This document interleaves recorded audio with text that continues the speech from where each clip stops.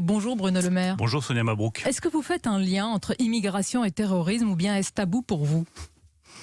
Alors, je vois venir la question. Je voudrais d'abord éviter toute polémique sur ce sujet qui est un sujet grave.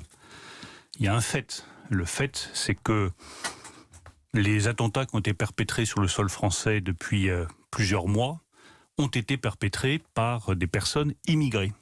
C'est un fait. Et je pense qu'il n'est pas bon sur ce genre de sujet de nier les faits. Les attentats, notamment celui de Rambouillet, qui a suscité une telle émotion, une émotion justifiée, a été perpétré par une personne immigrée.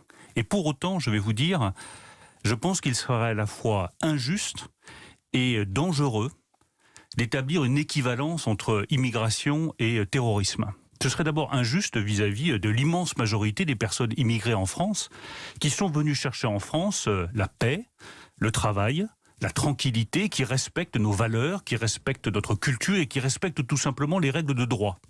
Et puis ce serait dangereux parce que le mal terroriste, hélas, est beaucoup plus profond. Oui. Que les attentats commis par les frères Kouachi, commis par Amédi Koulibaly, commis par Mohamed Merah, l'ont été par des ressortissants français, élevés en France, éduqués en France. Le mal terroriste est beaucoup plus profond et ne se résume pas au problème migratoire. Mais Bruno Le Maire, est-ce qu'on peut faire du en même temps sur ce sujet? Pourquoi une partie de votre gouvernement, Gabriel Attal, nie ce lien? Qui avez-vous peur de stigmatiser aujourd'hui? Il n'est pas question de faire du en même temps, il s'agit simplement de voir la réalité en face. Oui, les derniers attentats commis en France l'ont été par des personnes immigrées.